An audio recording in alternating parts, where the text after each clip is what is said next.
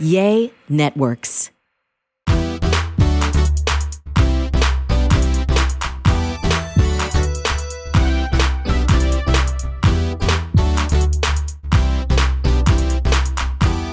Hello, everybody, and welcome to the Real Talk Kim podcast channel. I'm so excited that you're here with me today. I am really, really excited about this podcast that we're going to be talking about how to uncomplicate your relationships. Are you needy? Are you finding yourself going on lots of dates and not getting return calls? Are you finding that your friends don't ask you to go hang out with them like they do everybody else? Do you feel like you're a bother? Do you feel like you're out of place? Do you feel like you're in a room? Maybe you're a part of a church, a community, and you literally feel like you're still alone, right? So today we're going to be talking about that. I would love for you right now to go to YouTube, wherever you're watching this, and subscribe, whether you're Spotify, iHeartRadio podcast, or Apple or Google, wherever you're listening to this podcast. If you would right now, right this second, just subscribe. Push that subscribe button. It matters. It matters for me, and it will also matter for you because you will be notified every single time that a new any new content that I upload. You will be notified. And another thing, would you please share this with somebody? Share this with your friends. Share this with your loved ones. Y'all, it means the world to me that you guys are so supportive of me. Y'all know that I have my brand new book coming out. You Gotta Get Up. You Gotta Get Up is a book this month. In fact, this month is going to be, I'm preaching a whole series at Limitless this whole month called You Gotta Get Up. My new book will be released August the 22nd. Best book I've ever written. You Gotta Get Up. And I really believe that the month of August is going to be a month where you do things in your life that you've been scared to do. I am going to be preaching. I'm going to be giving you tools and scriptures. And y'all, look who's here. Kingston. I'm babysitting him this whole time my Mimi is moving. So he's here on these podcasts with us, making his debut this whole month of August. So say hi to Kingston. But I really believe that the month of August is going to be a month where you get courage. And that's what I'm believing God for, is that you get courage to do some hard things. And so in this podcast, what we're about to do is we're going to talk about anxious attachments. We're going to be talking about how to stop worrying so much that you sabotage your relationships, whether it's friendships, your spouse, dating, how to stop feeling so insecure in yourself that you keep putting up with the wrong relationships, really draining you. We're going to talk about all of that, how to be okay being alone in the alone seasons. So I am pumped to get into this. I want you to go right now, about to push it to a break, and I want you to go right now. I want you to get your RTK podcast journal. If you do not have one, what are you even doing? Because y'all, listen to me. The only time I ever grew in my life was when I became intentional. In Habakkuk 2, it says to write your vision and make it plain. And the problem with a lot of people, your hustle is there, but you're not retaining. You're going through your day and you're just right here. Your head is so full that it's discombobulating your thoughts and you're never accomplishing anything because you're not being intentional and consistent. And so I want you to go get your journal or open your notes on your phone and make a special folder, RTK podcast, because y'all, we are going to be serious this whole month of August. I want you to do something by the end of this month that is going to scare you, but advance you, something you've been afraid of. And I'm going to be in the spirit realm, holding your hand, pushing you. You hear me? I'm going to be pushing you to write that book, to start that business, to say yes to the dress, to tell your heart to beat again, whatever it is that you've been scared of, going back to college, whatever it is. This month is your month to do it afraid. Because if I can do it, you can do it. All right. So I'm going to shift it to a break. I'll be right back, y'all. Listen, right now, subscribe to this channel. Also, you can go to www.realtalkkim.com and find out everything about me, even where I'm traveling to, because I'm traveling every week to a city near you. All right. And you can also go to your Google Play Store, your Apple Store, and download the Real Talk Kim Go app and carry me in your pocket. All right. So I'll be right back in a second.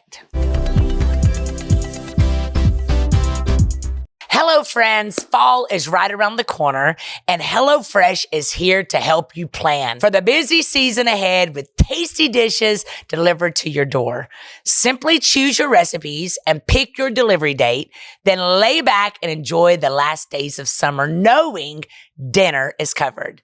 When life gets busy, don't call for delivery. Get HelloFresh. It's 25% cheaper than takeout and less expensive than grocery shopping. Just choose your recipes and receive fresh, pre-portioned ingredients so you can get cooking quick. I love HelloFresh because I am not the best cook. In fact, it's a joke that I can make great reservations, but I can't cook for the life of me. But I found HelloFresh. HelloFresh sends me all the ingredients. I never have to go to the grocery store and gives me details on how to make the meal perfect. So I want you to go to HelloFresh.com/50RTK and use code 50RTK for 50% off plus free shipping. That's HelloFresh.com/50RTK and use code 50RTK for 50% off plus free shipping. HelloFresh is America's #1 meal kit. Hello, everybody, and welcome back. Listen, y'all may see Kingston. Y'all know I had a little doggy for a long time, and I moved downtown, and Mimi took him. Yep, look at him, making his debut right here. We're just letting it be so unprofessional, and I'm letting Kingston do whatever he wants to do. Because y'all love Kingston. And so he is making his debut. He's about to plop in my lap right now and make himself comfortable. But y'all, welcome back. I'm Real Talk Kim, and I'm so excited that you're on here with me. In fact, let me help him sit down. He just stares at me. It's like, I used to always say, if my new boo that God's going to bring in my life doesn't look at me the way Kingston looks at me, I'm going to throw him away. Kingston looks at me with the most adoring eyes. He just stares at me for hours.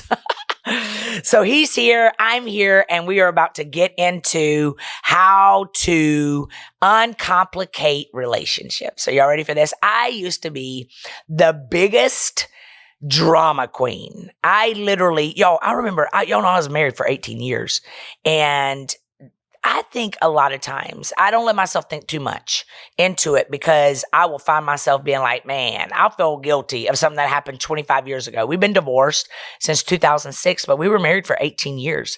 And I had a lot of unhealthy attachments. Like I literally was bleeding on people that didn't cut me, right? I never forgave. I took everything personal. Even when people did things to my friends, I would hate you. Even when you would do ugly things to my family, I would come after you. Like in my head, I'd be like praying for a train to hit you. I just had a lot of unhealthy attachments because I never knew how to forgive. Now, I was raised in a very strict religion. My daddy's a preacher. Y'all all know this. A lot of you don't know, but hey, my daddy was a preacher. And I was raised around a whole bunch of religion. And this religion was not nice. We judged people. My daddy would literally preach. If a woman would walk in with makeup on, he'd send her to hell right there. Like, you better get that makeup off your face or you're going to hell. I mean, a woman would walk in with ankle straps on her shoes and he'd tell her she was going to hell.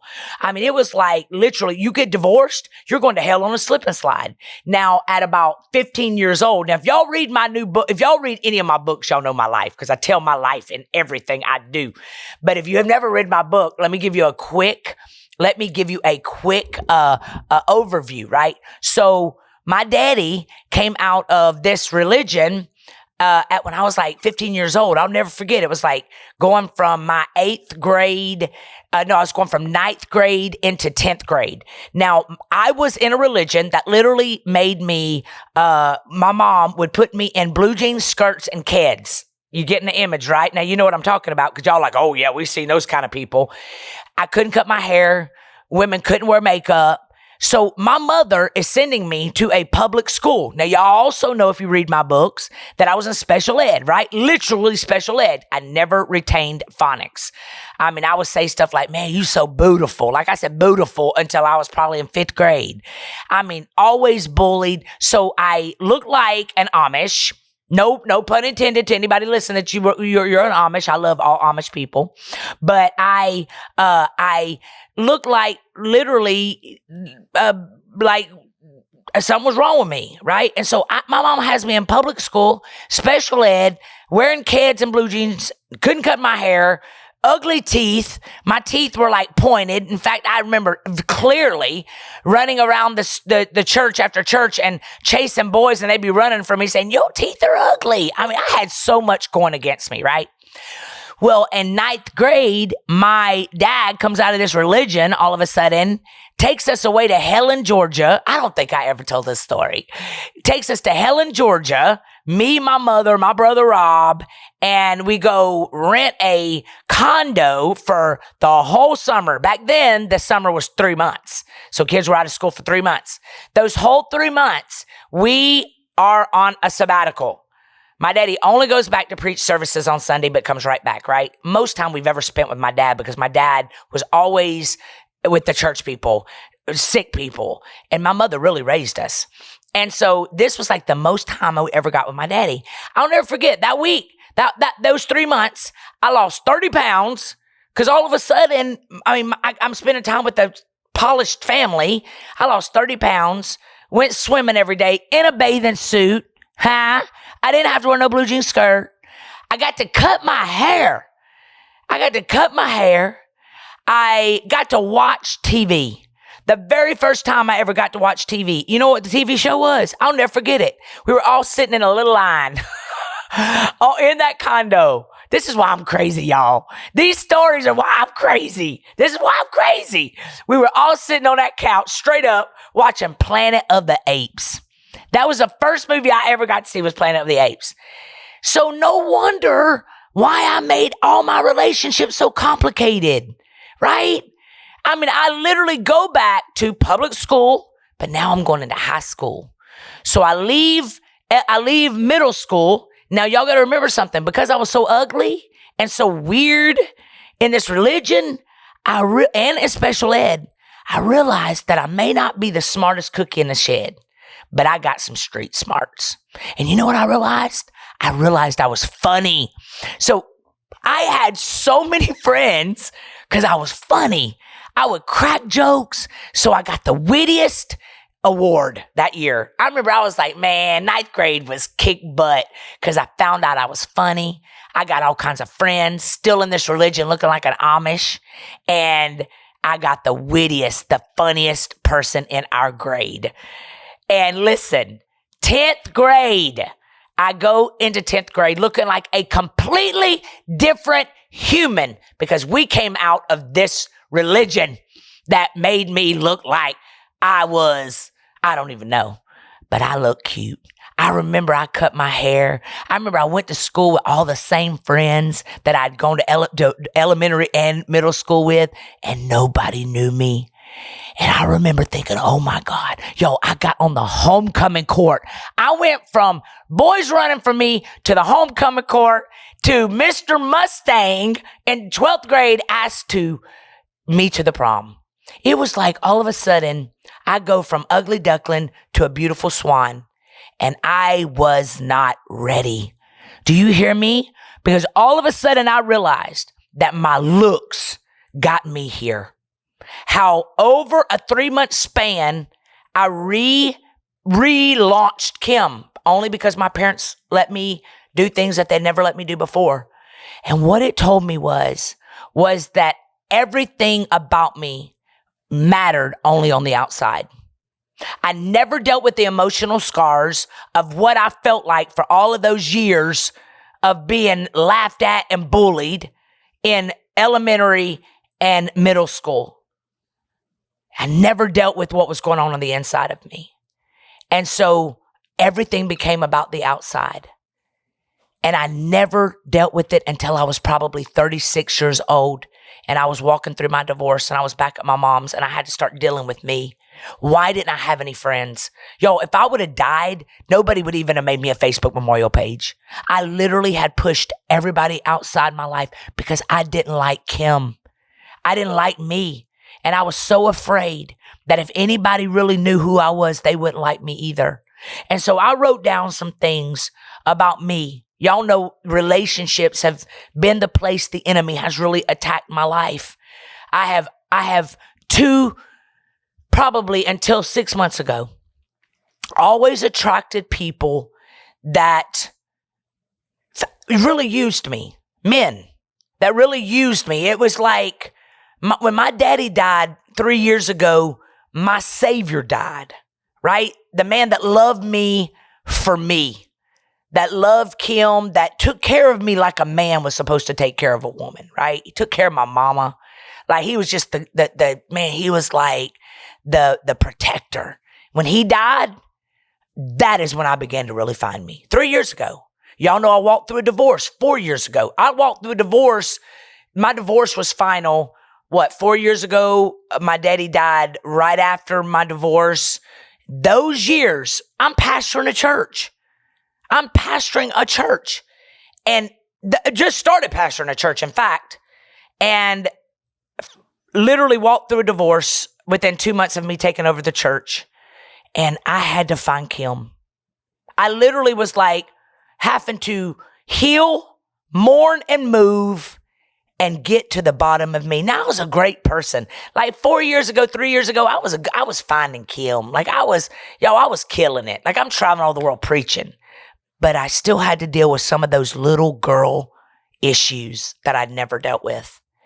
And the last 3-4 years have been the best years of my life because I've only dated in the last 4 years. I only started dating again last year in August when I turned 50. And I had started dating a friend that I had known for 13 years. And it was a friend. That's exactly what it was. It was safe. But what God did in that time that he brought that person back in my life was he allowed me to get my heart prepared for where he was taking me so that I didn't keep allowing myself to get in relationships with people, men, that would not allow me to be me. Because with me comes a big world. Like a lot of people come with me. Like you just ain't dating me.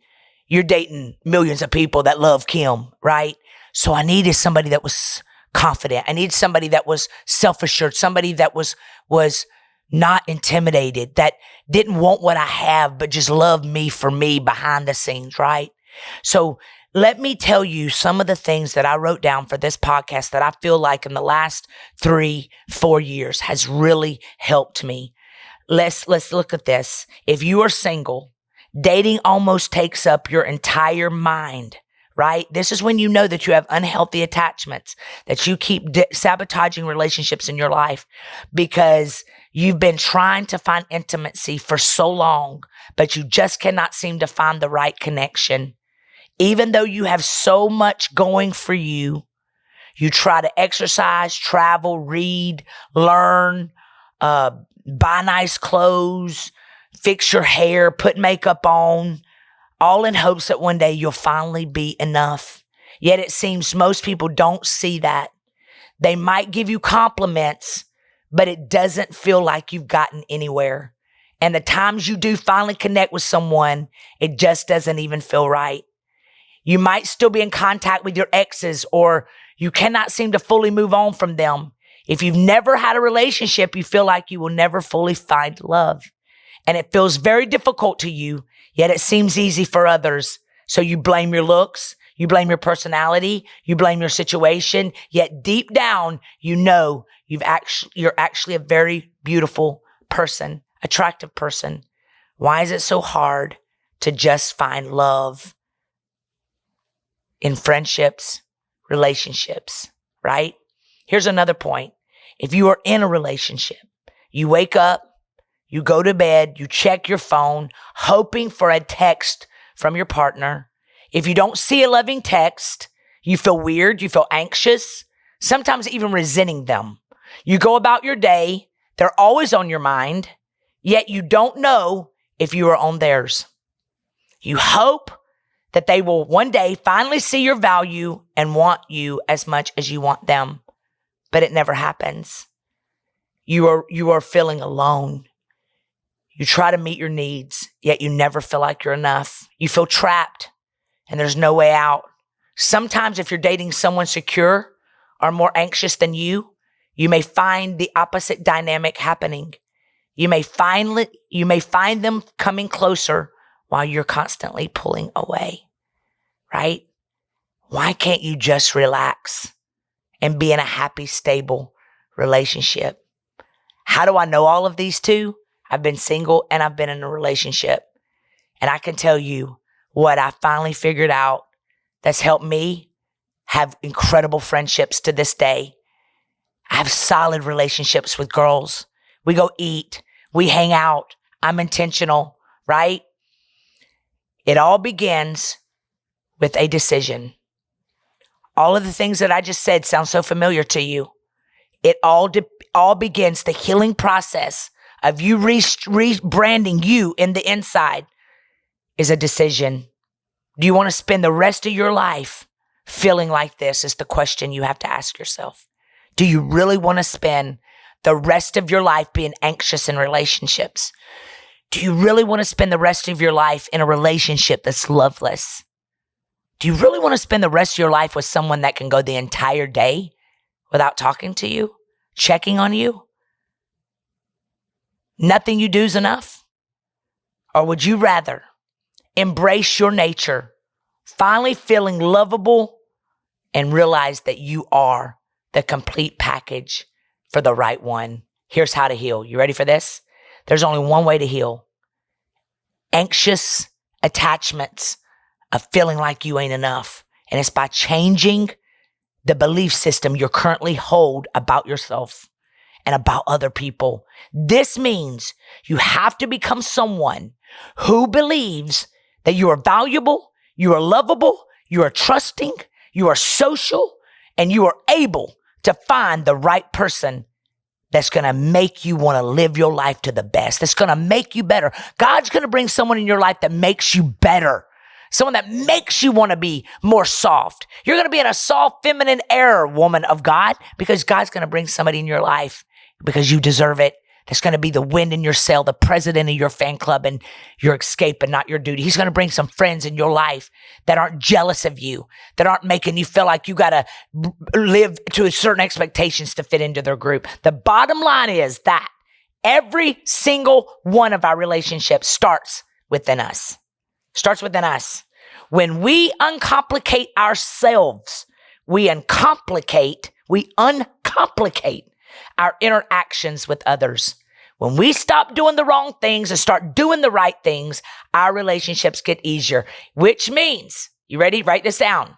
It's time to stop looking to others for the love and respect only you can give yourself. Self-respect, self-worth, self-love. There's seasons and reasons, and they all start with you. Yep, it all starts with you. You cannot receive from others what you don't have yourself. Number 2, start accepting and embracing your flaws. Start accepting and embracing your flaws. Once you've accepted your flaws, no one can use them against you. That's the greatest gift I've given myself, is I embrace every quirky, crazy. My voice sounds like I've been gargling with asphalt. I love my voice. I am a lot. I am extra. And that's just who I am. I change my looks. I will look like, I look like a month ago. I don't even look like I look today. Why? Because I'm always upgrading myself because I feel good about me, right? Number 3, you gotta stop comparing and competing every second. Take one step at a time and don't compare your progress with others, especially on social media. We all need our own time to travel, our own distance, and remember this, and give others the same space to do the same. Number 4, start letting others be exactly who they are. Stop expecting you from other people. Yeah. Remember, a great relationship is about two things. First, appreciating the similarities. And second, respecting the differences. Number 5, stop being so doggone insensitive. Stop being insensitive. Always be kinder than you feel. Yes, be way kinder than necessary. Don't do others the way they do you. Do others the way you wish they would do you. You never know what someone is going through. And if you cannot speak a kind word, say nothing at all. Number 6, start showing your love. Don't just say it. Let your actions speak to it. Showing someone you care is wonderful, and it's easy. It really is. You got to get out of your pride. You know why I used to wouldn't do this? Because I was afraid that if I showed someone I loved them, then they would leave me because they thought that I was too crippling or too needy. And so now, man, I got healthy friendships and a healthy relationship with this great guy because I know how to push. I will tell you how much I love you 1,000,000 times a day. I am so not prideful. I don't care if you don't show me you love me. I'm going to show you I love you, right? For friendships until you love me, right? This is why, I literally have people coming after me because I have homosexuals that love me. They're like, why don't you preach hell and fire and brimstone? Because that's how I was raised. I was raised in a very hateful way of treating people. You judge people and you send people to hell. It didn't work for me. I didn't care about going to hell because y'all were so hateful. And if y'all are going to be in heaven, I don't want to go with y'all. I'd rather go to hell. So I don't pastor that way. I don't preach that. I have found that loving people the right way is what makes people want more of Jesus. You love them so right that they begin to love themselves right. You hear me? This is exactly what happens to relationships. You may be in a marriage that is loveless. You may be in a relationship that is so loveless. And you're like, man, we're going to end up divorced. No, you won't. You won't end up divorced if you begin to love like God. You can really, now sometimes a marriage might end, right? Maybe there was too much water under the bridge. But the next one, you're going to know how to love right. And you're not going to be able to say, you love me right and I'll love you right. No. It doesn't go that way. Love like God loves you. Forgive like God forgives you. Number 7, stop judging. Stop judging. The more you judge, the less you see and love. It's easy to look at people and make quick judgments about them, their present and their past. But you'd be amazed at the pain and tears a single smile hides. Stop judging people. When people pull back, what about your spouse? Maybe your spouse is pulled back because they're walking through something and you are over here huffing and puffing and they don't want to put more burden on you. So they're walking through this transition in their own life and their feelings and won't tell you because they don't want to worry you. Maybe, just maybe, you need to get out of your way, get out of your own self-absorbing self and begin to be kind. And begin to walk around and hug people and say, what can I do to help you? What do you need from me? Right? Maybe your spouse is walking through something, y'all. And they pull back not because they don't love you, but because they're walking through something. And you don't seem friendly enough in your own house for them to come be honest with you. Here's number 8. Start acting like what you do makes a difference. You are needed. You matter. Always go above and beyond for those who need you the most.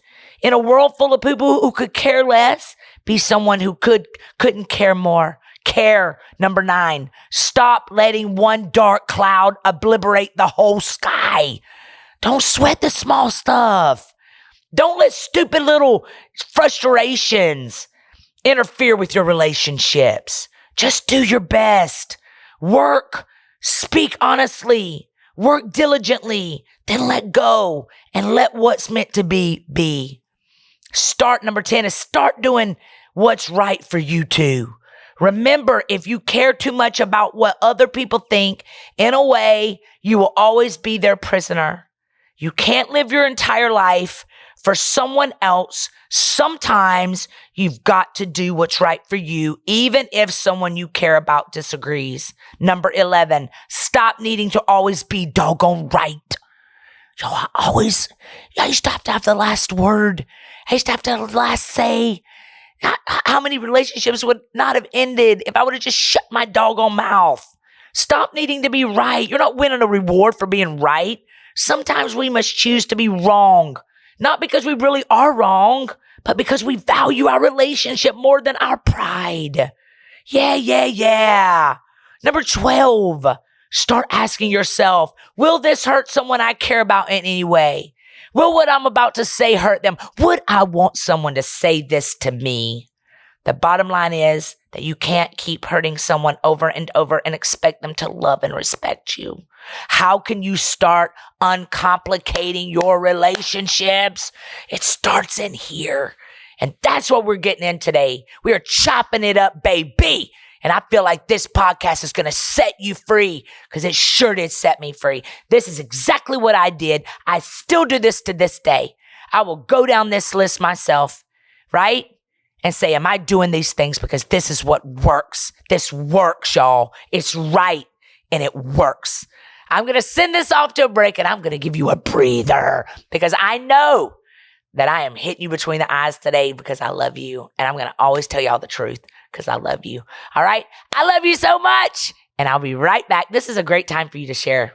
Share again. Share it on another social page because this is some good stuff we are chopping up on the Real Talk Kim podcast. I love you. And I'll be back in just a second.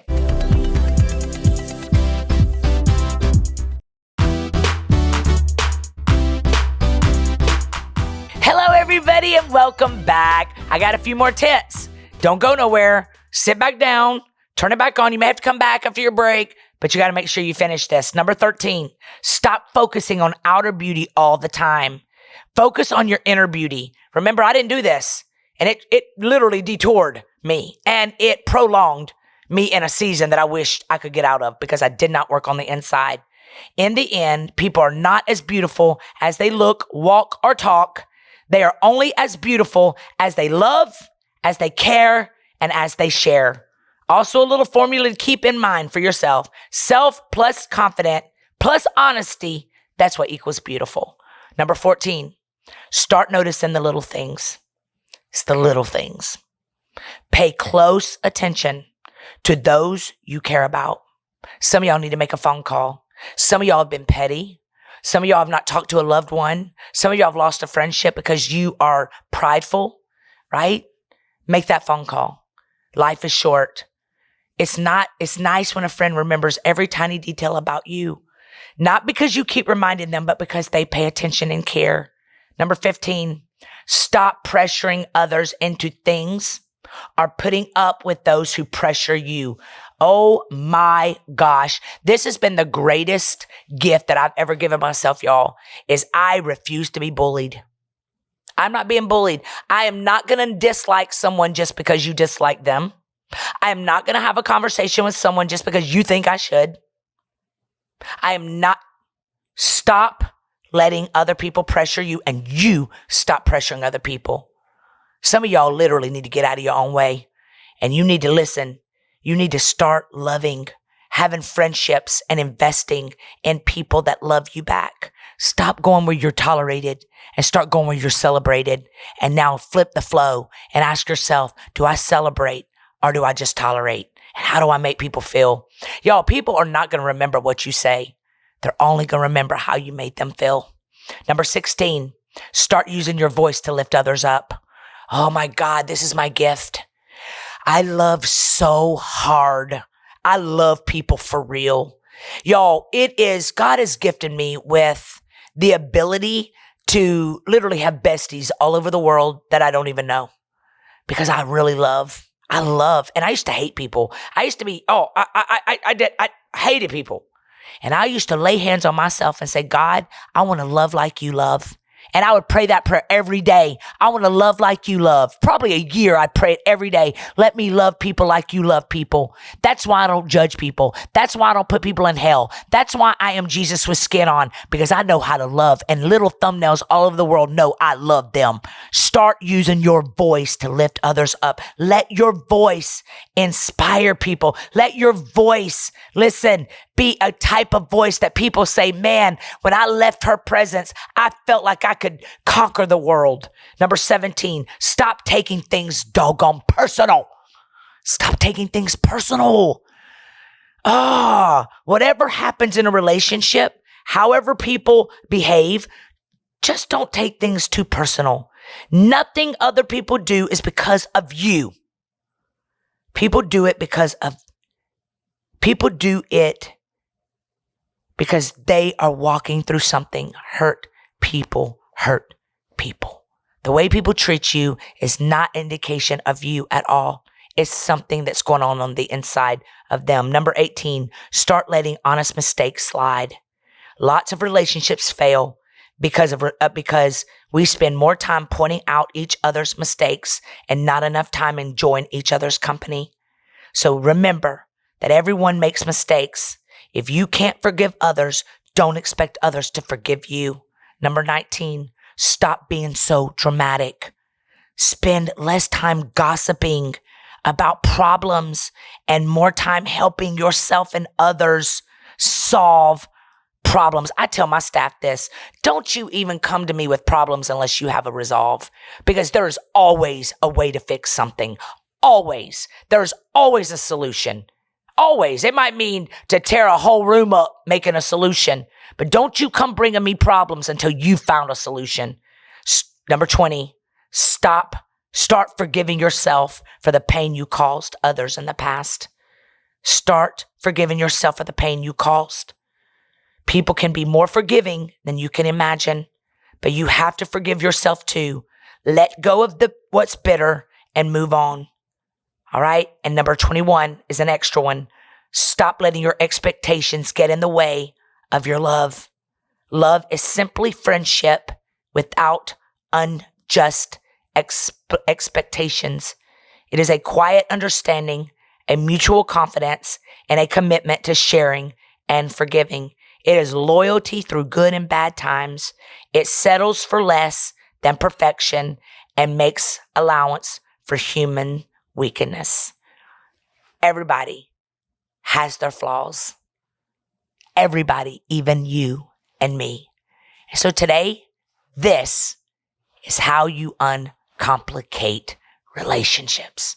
Right now, I want you to ask yourself, am I putting unfair expectations on my spouse, on my best friend? Yo, I remember me and my best friend have been best friends for 6 years. We hardly ever talk on the phone. We just text every day, right? But when we first became friends, we didn't either one know how to be friends. And we learned how to love each other into loving no matter what. And now we've been friends for 6 years, right? This relationship that I'm in for the last 5 months, completely different than any relationship I've ever been in. Not in ministry. So chill that I find myself, the old Kim would be like talking for him or because he's just chill. You know what? I refuse this time in my life at 50 years old. This month I'm turning 51. I refuse to start controlling someone because I see them through my own eyes. The greatest gift I've ever given myself at 51 is letting others be them and celebrating all of our differences. Y'all, I live in a world full of peace. You know why? Because I love me from the inside out. I don't want to be nobody else. I don't take nothing personal. I let things slide off my back. I always ask myself before I say something, would I want someone to say this to me? And guess what?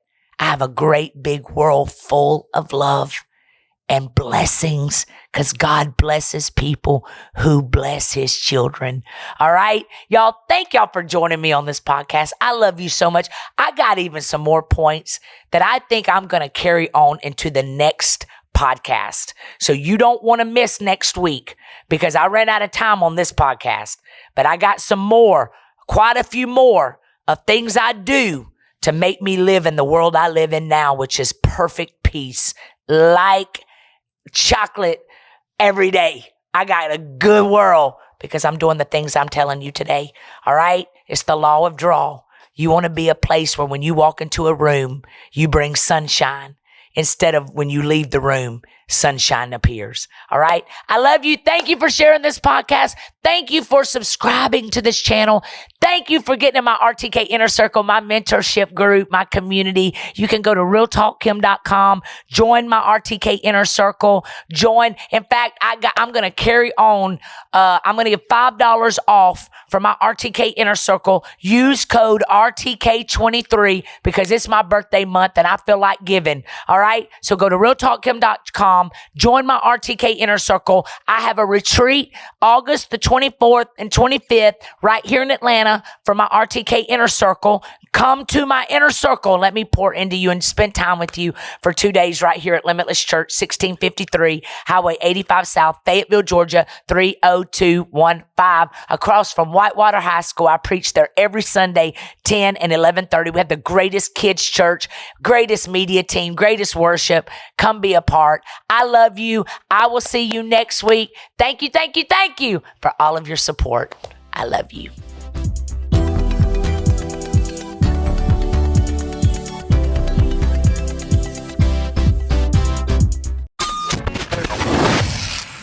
Yay Networks.